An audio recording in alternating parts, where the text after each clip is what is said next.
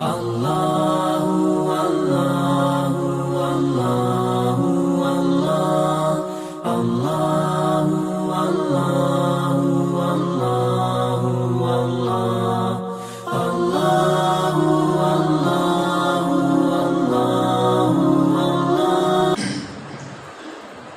الحمد لله نحمده ونستعينه ونستغفره ونعوذ بالله من شرور أنفسنا ومن سيئات أعمالنا.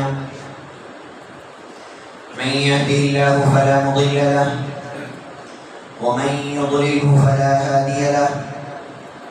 ونشهد أن لا إله إلا الله وحده لا شريك له.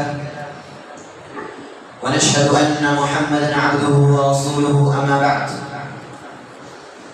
فإن خير الحديث كتاب الله، وخير الهدي هدي محمد صلى الله عليه وسلم، وشر الأمور محدثاتها، وكل محدثة بدعة، وكل بدعة ضلالة، وكل ضلالة في النار. فأعوذ بالله السميع العليم من الشيطان الرجيم. بسم الله الرحمن الرحيم. وذكر فإن الذكرى تنفع المؤمنين. تعریف و توصیف کی تمام قسمیں اللہ رب العالمین کی عنایت و ذمہ ہیں. درود ہو اللہ کے نبی صلی اللہ علیہ وسلم پر. اللہم صلی علی محمد وعلی آل محمد كما صليت على إبراهيم وعلى آل إبراهيم إنك حميد مجيد. اللهم بارك على محمد وعلى آل محمد كما باركت على إبراهيم وعلى آل إبراهيم إنك حميد مجيد. محترم دین بھائیوں، اللہ رب العالمین نے جس شریعت سے ہم کو نوازا ہے، اس شریعت کو ہم اسلام کہتے ہیں. اور اسلام کو سمجھنے کے لیے جن دو چیزوں کا ہم سہارا لیتے ہیں، ان میں سے ایک قرآن ہے اور دوسری سنت رسول صلی اللہ علیہ وسلم ہے. قرآن کریم اپنی ذات میں معجزے کی حیثیت رکھتا ہے. قرآن کریم کی جیسی کوئی کتاب لا نہیں سکتا، قرآن کریم کی طرح کوئی کتاب بنا نہیں سکتا. اور مزید یہ کہ دوسرا سورس جو ہے سنت رسول صلی اللہ علیہ وسلم، یہ وہ بات ہے جو ہے اللہ کی طرف سے، لیکن کلام نبی کریم صلی اللہ علیہ وسلم کا. اور ان دو ہی سورسز کے ذریعے سے انسان کی نجات ہے اور انسان کامیاب ہے. اور اس دنیا میں آنے کے بعد انسان کا ایک ہی مقصد ہے کہ وہ جہنم سے بچا لیا جائے اور جنت میں داخل کر دیا جائے. اللہ رب العالمین نے فرمایا فَمَنْ زُحْزِحَ عَنِ النَّارِ وَأُدْخِلَ الْجَنَّةَ فَقَدْ فَازَ. جو جہنم سے بچا لیا گیا اور جنت میں داخل کر دیا گیا وہی کامیاب ہے.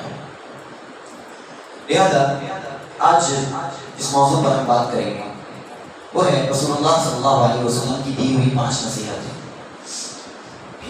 گرچہ نبی کریم صلی اللہ علیہ وسلم نے اپنے صحابہ کی اور اپنی امت کی ہر موڑ پر تربیت کی، ہر موڑ پر سمجھایا ہے، سکھایا ہے کس طریقے سے آپ کو چلنا ہے، کس طریقے سے آپ کو آگے بڑھنا ہے.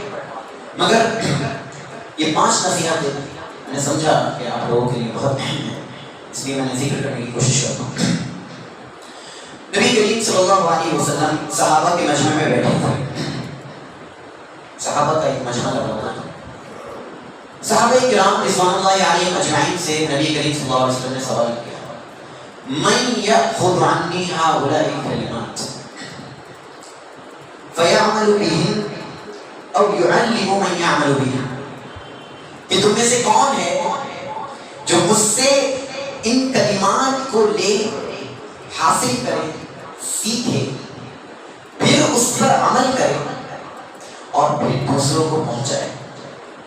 اور مزید یہ کہ جن کو پہنچا رہا ہے ان سے یہ بھی کہے کہ وہ ان پر عمل کرے. کتنے کام ہوئے؟ 4 کام.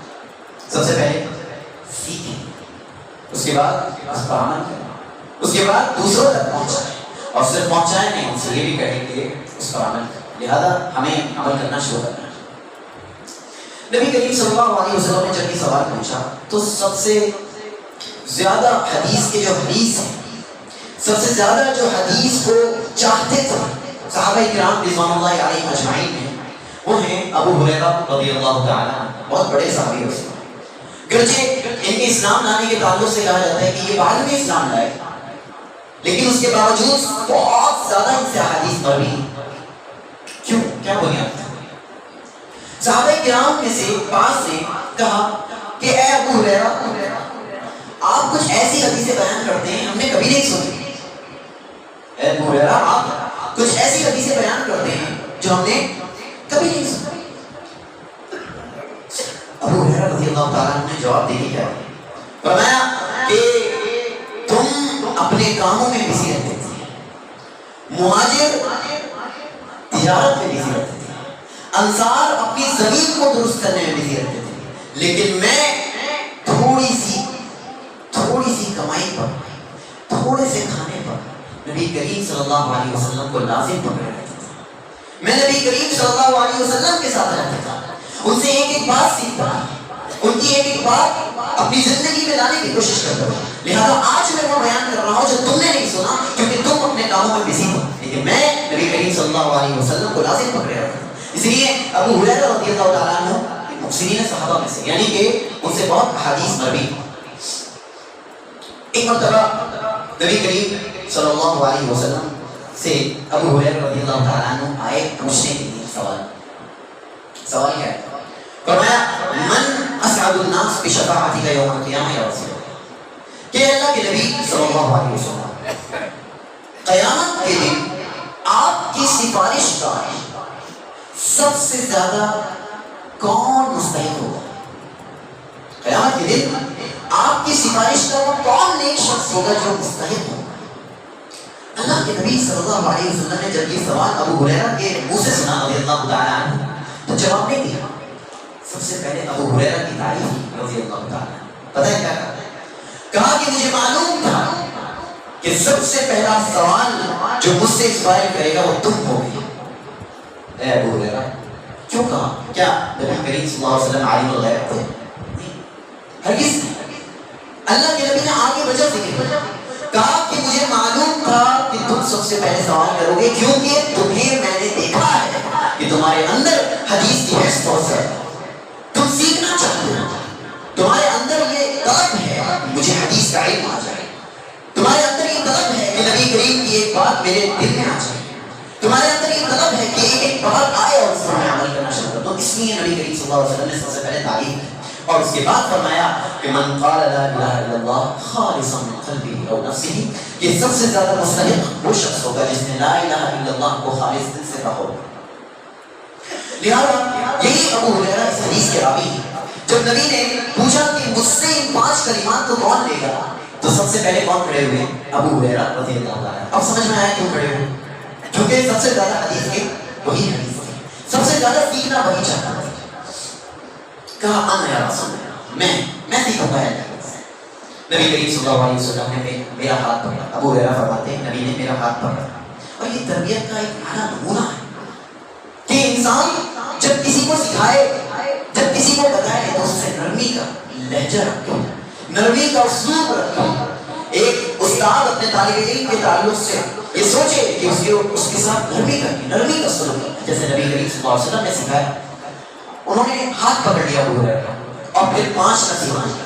اب وہ 5 نصیحتیں اگر انسان اپنی زندگی میں گیا تو اس کی زندگی کی اصلاح ہو سکتی ہے۔ دیکھیے کیا ہے وہ نصیحت۔ پہلی نصیحت، اتق المحارم تکن اعبد الناس، کہ اے ابو ہریرہ اللہ کی حرام کردہ چیزوں سے بچ جاؤ، تم سب سے بڑے اللہ والے بن جاؤ گے۔ اللہ کی حرام کردہ چیزوں سے بچ جاؤ، منع کردہ چیزوں سے بچ جاؤ، روکنے والی چیزوں سے بچ جاؤ جن سے اللہ اور اس کے رسول نے روکا ہے، آپ سب سے بڑے اللہ والے ہیں۔ اس میں کہیں قیام اللیل کا ذکر نہیں، اس میں کہیں تہجد کا ذکر نہیں، اس میں کہیں بہت بڑی بڑی عبادات کا ذکر نہیں، اس میں صدقات و خیرات کا ذکر نہیں ہے۔ اس میں ذکر کس چیز کا ہے کہ آپ حرام کردہ چیزوں سے بچ جاؤ تو آپ سب سے بڑے اللہ والے بن جاؤ گے۔ لہذا اسے سمجھ میں آتا ہے کہ انسان اگر شریعت کو ٹٹولے تو اسے دو چیزیں ضروری ہیں، ایک حرام اور ایک حلال۔ حلال کو اختیار کرتا ہے، حرام سے بچتا ہے، لیکن افسوس اس بات کا ہوتا ہے کہ اکثر لوگ حلال کے ساتھ حرام کر رہے ہوتے ہیں۔ حلال کرنا بہت آسان ہوتا ہے جبکہ حرام سے بچنا بہت مشکل ہوتا ہے۔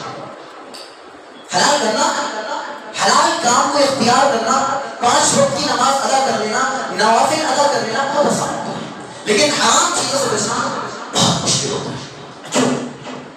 جب انسان ایمان لاتا ہے تو اللہ اس کی آزمائش شروع کرتا ہے، اور آزمائش کیسے ہوتی ہے معلوم ہے؟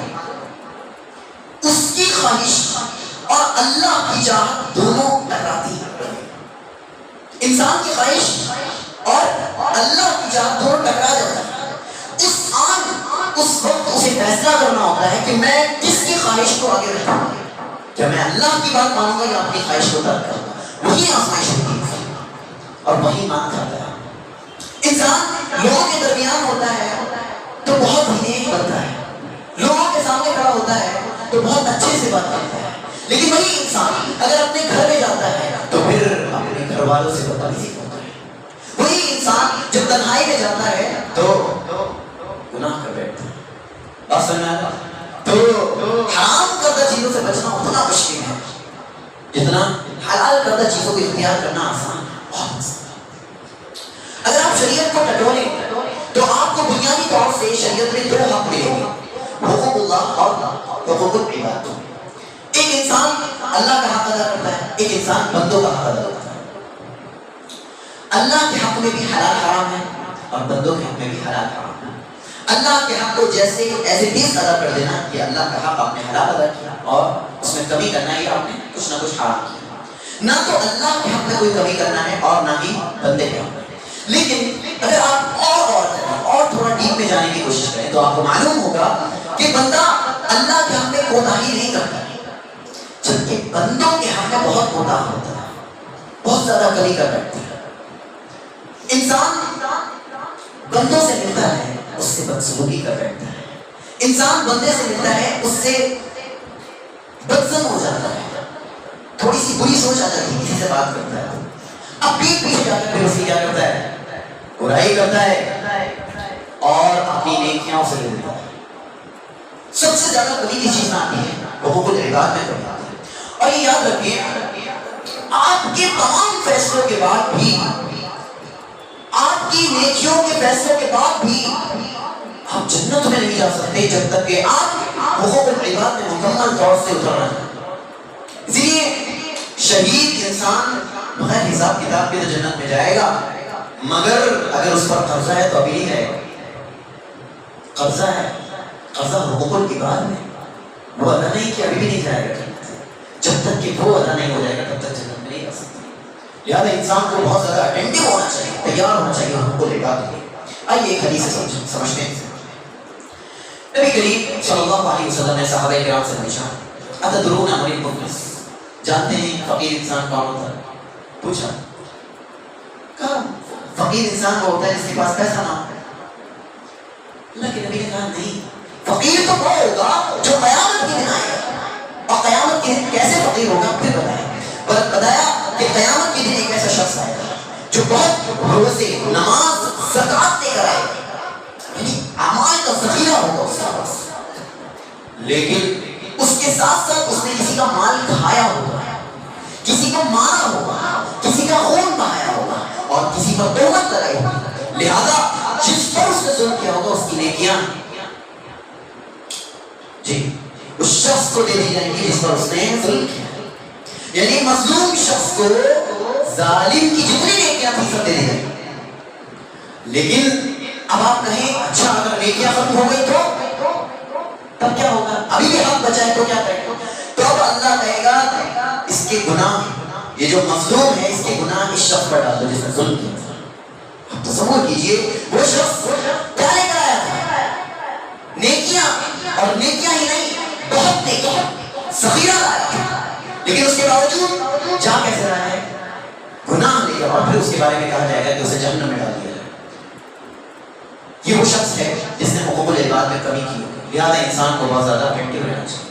ایک تبل محارم تکنا بننا ہے. لہٰذا محارم سے بچنا بہت ضروری ہے. اب رمضان ختم ہو رہا ہے، رمضان مکمل ہو رہا ہے. اب انسان اپنے گھرے پر آ جاتا ہے اور وہ ایک مہینے کی اس سوچ کو ختم کر کے اپنے آپ کو آزاد سمجھ رکھتا ہے. لیکن اسے یہ نہیں معلوم کہ یہ ایک مہینہ اللہ رب العالمین نے اسے اسی لیے نوازا تھا تاکہ وہ ٹریننگ کر سکے اور اپنے آپ کو حرام سے بچانے کا عادی بنا لے. ہم لوگ اللہ کی عبادت تو کرتے ہیں لیکن کیا ہم حرام سے بچ رہے ہیں نہیں بچ رہے ہیں؟ یہ اصل سوال ہے. یہ ایسے ہی ہے کہ کوئی انسان کہہ رہا ہے کہ اللہ کے سوا کوئی معبود نہیں، محمد اللہ کے رسول ہے، اس کے بعد قبروں پر جا کر غیروں سے مانگ رہا ہے. یہ ایسے ہی کہ ایک انسان یہاں کھڑے ہو کر کہہ رہا ہے ایاک نعبد و ایاک نستعین، اللہ ہم تیری عبادت کرتے ہیں، تجھ سے بچ جاتے ہیں، اور پھر جا کر غیروں سے مانگ رہا ہے، غیروں سے مدد طلب کرتا ہے. یہ ایسے ہی ہے، ایسے ہی ہمارا معاملہ ہے. ہم حلال تو اختیار کریں لیکن حرام سے نہیں بچ سکتے اور یہ بہت خطرناک چیز ہے. لہذا پہلی نصیحت نبی کریم صلی اللہ علیہ وسلم جو کی کیا ہے؟ حرام سے بچ جاؤ، سب سے بڑے اللہ والے بن جاؤ. یہ پہچان ہے اللہ والوں کی کہ وہ حرام سے بچنا. اس کے بعد نبی کریم صلی اللہ علیہ وسلم نے دوسری نصیحت کی، اور یہ نصیحت اگر انسان زندگی میں اختیار کر لے تو اس کی پریشانیاں دور ہو جائیں. بہت بڑی نصیحت ہے. وَرْضَ بِمَا قَسَمَ اللَّهُ لَكَ تَكُنْ أَغْنَى النَّاسِ. اللہ کے دیے ہوئے پر راضی ہو جائیں، آپ لوگوں میں سب سے بڑے مالدار بن گئے. یعنی مالداری کا معیار بتا رہے ہیں نبی کریم صلی اللہ علیہ وسلم. بتا رہے ہیں کہ اس دنیا میں سب سے بڑا مالدار کون ہوتا ہے؟ فرمایا وہ شخص جو اللہ کے دیے ہوئے پر راضی ہو جائے، مطمئن ہو جائے، اس کا دل پرسکون ہو جائے، وہ شخص سب سے بڑا مالدار ہے. آپ دیکھیں گے اس دنیا میں کہ لوگ کماتے ہیں اور جب ان کے پاس پیسہ آتا ہے تو کہتے ہیں اور آ جاتا ہے، وہ آ جاتا ہے تو کہتے ہیں اور، یعنی مزید کی خواہش انسان کے قلب میں نہیں ہوتی. لیکن اگر کوئی انسان اپنے دل کو مطمئن رکھے اور یہ سوچ کر کہ جتنا اللہ نے دیا ہے میں اس پر راضی ہوں، خوش ہوں، سب سے بڑا مالدار ہے. اس سے ایک بہت بڑی بات سمجھ آتی ہے کہ مالداری اصل پیسے کی مالداری ہے ہی نہیں. مالداری اصل دل کی مالداری. آپ کا دل مطمئن ہے، آپ کا دل بے نیاز ہے، آپ کا دل مالدار ہے تو آپ سب سے بڑے مالدار ہیں. یہ بنیاد ہے. اسے سمجھنا ہے کہ انسان اگر یہ سمجھے کہ اسے مالدار بننا ہے تو اس کے بعد جو ہے اس پر مطمئن ہو جائے، یہ سب سے بڑی مالداری ہے. بما قسم اللہ لك تكن أغنى الناس. ایک شاعر کہتا ہے، عربی کا شاعر ہے، کہتا ہے کہ رضینا قسمت الجبار فینا، ہم اللہ کی تقسیم سے راضی ہیں، ہم اللہ کی تقسیم سے راضی ہیں. لنا علم وللجہال مال، ہمیں اللہ نے علم دیا اور جاہلوں کو مال دیا. ہمیں اللہ نے علم سے نوازا ہے. یہ تقسیم ہمارے کہ ہمیں علم سے نوازا. ہمارے لیے جب نبی کو بھیجا تو سب سے پہلی کیا آیت اتری؟ اقرا. کیا ہے یہ؟ تعلیم ہے. یہ جوڑنا ہے کہ ایک مومن، ایک مسلمان کو جانکار ہوتا ہے، اللہ کے تعلق سے جانتا ہے، اللہ کے رزق کے بارے میں جانتا ہے. وہ یہ جانتا ہے کہ رزق میرے ہاتھ میں نہیں ہے. وہ یہ جانتا ہے کہ رزق کا کنٹرول اللہ سبحانہ و تعالیٰ کے ہاتھ میں ہے. وہ یہ جانتا ہے کہ میرے رزق میں اتنی سی کمی نہیں ہوگی. اسے وہ حدیث بھی معلوم ہونی چاہیے کہ اللہ کے نبی نے کہا کہ جیسے اگر تم اپنے رزق سے ایسے بھاگتے ہو جیسے موت سے بھاگنے لگ جاؤ تو تمہیں رزق آ پہنچے گا جیسے تمہیں موت آ پہنچتی ہے. یہ بہت عظیم چیز ہے. نبی کریم صلی اللہ علیہ وسلم نے کہا کہ رزق انسان اگر اس سے بھاگے تو اسے رزق ایسے پہنچ جائے گا جیسے اسے موت پہنچتی ہے. یعنی کہ انسان کے رزق میں اتنی سی کمی نہیں ہوتی. ایک مثال ہے، ایک بچہ ہے، بچے کو ٹائیفائڈ ہو گیا. ٹائیفائڈ بہت زیادہ بخار ہے بچہ. ڈاکٹر سے کنسلٹیشن کیا باپ نے. ڈاکٹر نے کہا اسے ٹھنڈی چیزیں نہیں دینی. اب باپ بچے کو ٹہلانے لے کر جاتا ہے اور سامنے سے ایک ٹھیلے کا گزر ہوتا ہے اور وہ ٹھیلا آئس کریم کا ٹھیلا ہے. کیا باپ اپنے بچے کو آئس کریم دلائے گا؟ ہم سب کہیں گے نہیں دلائے گا. نہ باپ دلائے گا، نہ باپ کا دل راضی ہوگا. کیوں؟ کیونکہ کیونکہ باپ سمجھتا ہے آج میں نے اس آئس کریم کھلاتی مر جائے گا، ختم ہو جائے گا۔ تو آپ کیا تصور کرتے ہیں اس سبحانہ و تعالیٰ کے تعلق سے کہ کیا وہ آپ کے باپ سے بھی کم جانتا ہے؟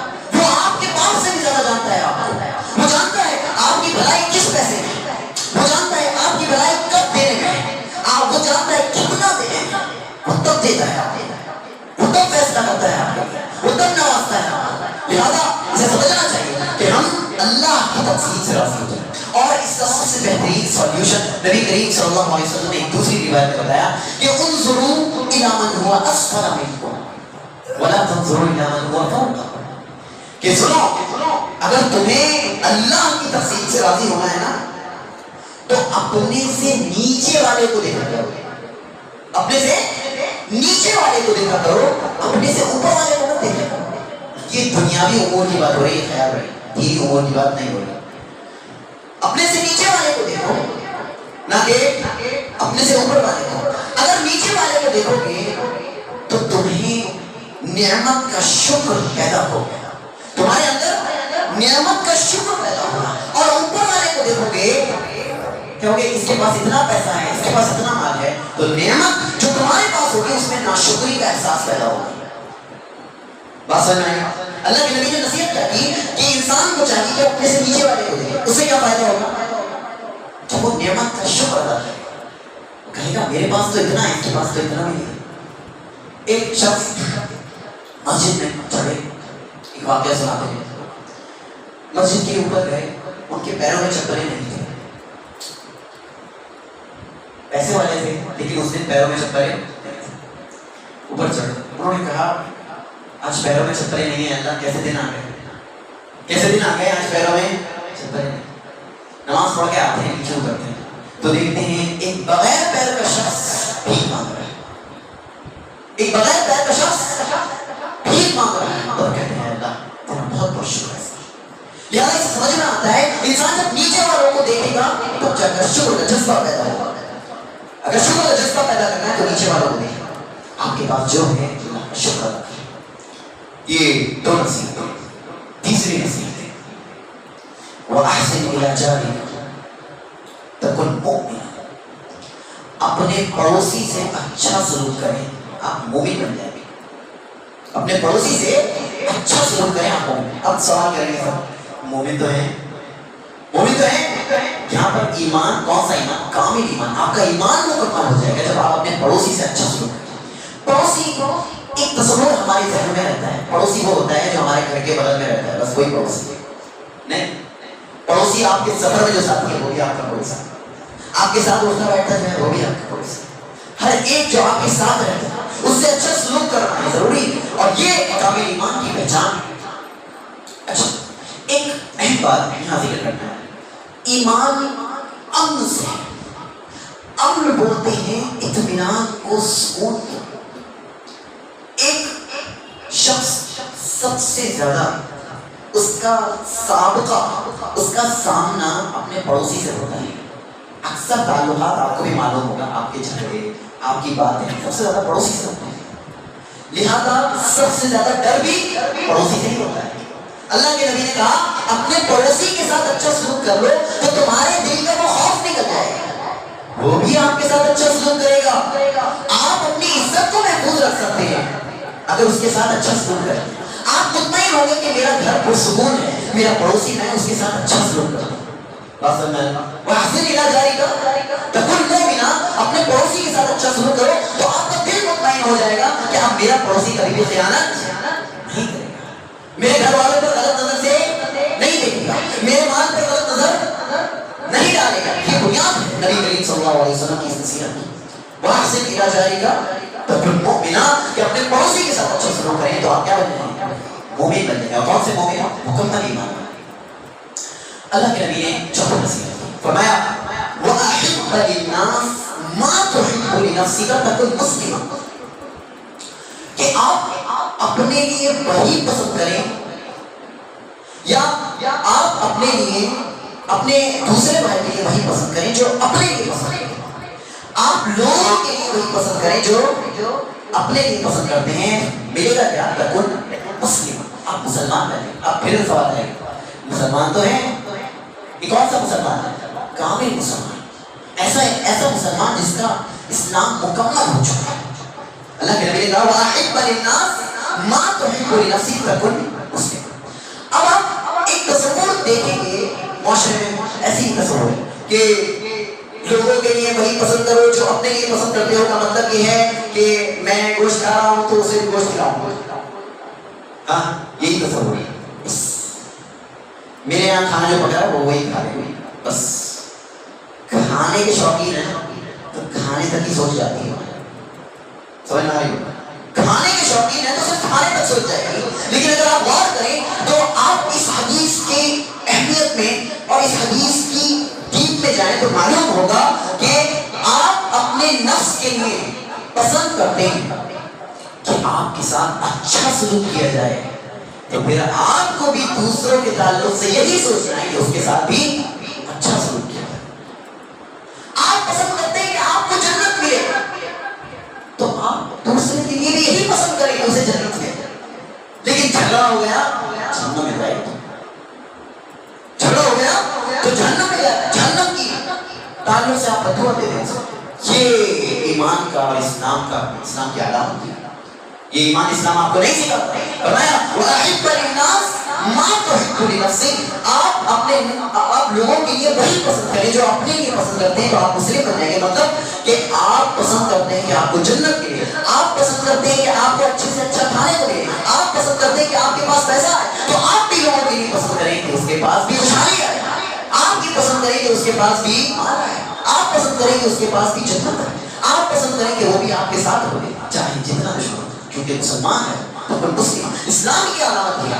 ایک مسلمان کی یہ سوچ ہوتی ہے اپنے دوسرے مسلمان بھائی کے تعلق سے کہ وہ اس کے تعلق سے یہ سوچتا ہے کہ اللہ اس کے ساتھ بھی خیر کا معاملہ ہے، شر کا معاملہ نہ کرے. لہٰذا ایک چھوٹی سی سوچ بنا لینا کھانے تک صحیح نہیں. وَأَحِبَّ لِلنَّاسِ مَا تُحِبُّ لِنَفْسِكَ فَكُنْ مُسْلِمًا. اور آخری نصیحت نبی کریم صلی اللہ علیہ وسلم کی وَلَا تُكْثِرُ الضِّحْكَ فَإِنَّ كَثْرَةَ الضِّحْكِ تُمِيتُ الْقَلْبَ. زیادہ مت ہنسا کرو. وَلَا تُكْثِرُ الضِّحْكَ، زیادہ مت ہنسا کرو کیونکہ زیادہ ہنسی دل کو مردہ کر دیتی ہے. اب تصور کریں اسلام میں کتنی خوبصورتی پائی جاتی ہے. اسلام ایک ایسا دین ہے جس نے ہمیں بہت خوبصورتی سے نوازا ہے. ہماری ہر فعل میں اس نے ہماری رہنمائی کی. دیکھیے یہاں کتنی بہترین ہے. یہاں نبی نے ہنسنے سے منع نہیں کیا، یہاں نبی نے مسکرانے سے منع نہیں کیا. یہاں نبی نے منع کیا ہے تو زیادہ ہنسنے سے منع کیا ہے. اسے کیا ہوگا؟ آپ کا دل مردہ ہو جائے گا. اور جس کا دل مردہ ہو جاتا ہے تو پھر اسے خیر کی بات سمجھ میں نہیں آتی. نہ تو دین سمجھ میں آتا ہے نہ دنیا کے کسی کام میں دل لگتا ہے. دل مردہ ہو جائے گا. دل کو سمجھ میں نہیں آتا. کوئی کہہ رہا ہے کیا کچھ نہیں سمجھ میں آ رہا. ہمارا اتنا کام سمجھتا ہے. وَلَا تُكْثِرُ الضِّحْكَ، زیادہ مت ہنسا کرو، زیادہ ٹھٹے بازی مت کیا کرو، ورنہ کیا ہوگا تمہارا دل مردہ ہو جائے گا. اور جس دن تمہارا دل مردہ ہو گیا تو تمہیں حق بات سمجھ میں نہیں آئے گی. آپ تصور کریں اس وقت جو دور چل رہا ہے وہ موبائل اور انٹرنیٹ کا دور ہے. اور موبائل اور انٹرنیٹ میں صرف انٹرٹینمنٹ کے علاوہ کچھ اور آپ کو نہیں ملتا ہے، بلکہ اکثر آپ کو پورشن اسی کا ملتا ہے. تھوڑا نیک کام بھی ہوتا ہے لیکن اکثر پورشن انٹرٹینمنٹ کا بھی ہے. اور اتنا موبائل چلا چکے ہیں، اتنا چلا چکی ہے ہماری جنریشن. سب سے زیادہ اس وقت جو موجود ہیں وہ تو شباب ہی ہوتے ہیں، نوجوان ہی ہیں اس امت کے اصل سپاہی. وہ اتنا چلا چکی ہے موبائل کہ اب وہ انٹرٹینمنٹ کی عادت ہو گئی. اب اگر اسے دین کی بات خیر کی بات بتاؤ تو سننے کو تیار نہیں سننے کو تیار. کیوں؟ آپ نمک مرچ نہیں لگاتے اس میں. تھوڑی سی ہنسی کی چٹکلا چھوڑیے تب ہم سنیں گے آپ کی بات. مطلب ہم اور آپ دین اسلام کے تعلق سے بھی سوچ میں پڑ جائے کہ دین اسلام کی بات بھی بتاؤ تب بھی ہمیں چٹکلا چاہیے، تب بھی ہمیں انٹرٹینمنٹ کی چیز چاہیے. یہاں تک کہ آپ موبائل وغیرہ پر دیکھے ہوں گے کہ کچھ ایسی ویڈیوز وائرل ہوئی جس میں نماز کا مذاق اڑایا ہے، نماز کے اندر مذاق اڑایا ہے اور نماز کی توہین کی گئی ہے کہ لوگ نماز ادا کر رہے ہیں اور پیچھے خرابیاں چل رہی ہیں، پیچھے انٹرٹینمنٹ چل رہا ہے اسی نماز اسی مسجد کے اندر. یہ تو امت کا حال ہے اور اسے وائرل کیا جا رہا ہے. ایک مسلمان وائرل کر رہا ہے اور خوش ہو رہا ہے اور دوسروں کو بھی ہنسی کا باعث بنا رہا ہے. اور مزید یہ کہ آپ دیکھیں گے ایسے چینل ایجاد ہو چکے جن کا نام ہی ہنسی ٹی وی ہے.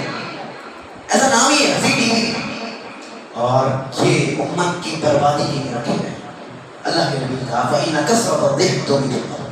لیکن پھر آپ پوچھیں گے کہیں گے بھائی اچھا ٹھیک ہے ہمارے دل مر چکے انہیں زندہ کیسے کریں؟ ہر چیز کا تو علاج ہے, ہر چیز کا علاج نبی نے دیا ہے نا. ان لکل داء دواء, ہر بیماری کا کیا ہے علاج ہے. دل کی بیماری ہے اب اس کا کیا علاج ہے؟ اللہ رب العالمین نے قرآن کریم میں ارشاد فرمایا الا بذکر اللہ تطمئن القلوب. سن لو خبردار, اللہ ہی کے ذکر سے دل مطمئن ہوتے ہیں. اگر ان دلوں کو بیدار کرنا ہے, اگر ان دلوں کو دوبارہ سے جگانا ہے, ان دلوں کو زندہ کرنا ہے تو کیا کرنا پڑے گا؟ اللہ کا ذکر کرنا پڑے گا. اللہ کے ذکر میں قرآن ہے, اللہ کے ذکر میں تسبیحات ہے, اللہ کے ذکر میں اللہ کی تحمید ہے, اللہ کی تعریف ہے, اور نماز ادا کرنا ہے. یہ ساری چیزیں کیا ہیں؟ اللہ کے ذکر میں داخل ہیں. اللہ کا لوگوں کے سامنے ذکر کرنا یہ بھی اللہ کا ذکر ہے. اللہ کی بات لوگوں کے سامنے بیان کرنا یہ بھی اللہ کا ذکر ہے. اللہ کے نبی اللہ رب العالمین نے قرآن کریم میں ارشاد فرمایا الا بذکر اللہ تطمئن القلوب. اگر سکون چاہیے اور ان دلوں کو دوبارہ سے احیا کرنا ہے, ان دلوں کو دوبارہ سے زندہ کرنا ہے تو کیا کرنا پڑے گا؟ اللہ کا ذکر کرنا پڑے گا, اور وہ دل دوبارہ سے جاگ سکتے ہیں. لہذا کبھی بھی انسان کو مایوسی سے کام نہیں لینا چاہیے. جو ہوا سو. اب ہم یہ تحریہ کریں ان 5 نصیحتوں پر ان رمضان کے جانے کے بعد بھی عمل کریں انشاءاللہ. ہم ان نصیحتوں پر ان رمضان کے جانے کے بعد بھی عمل کریں.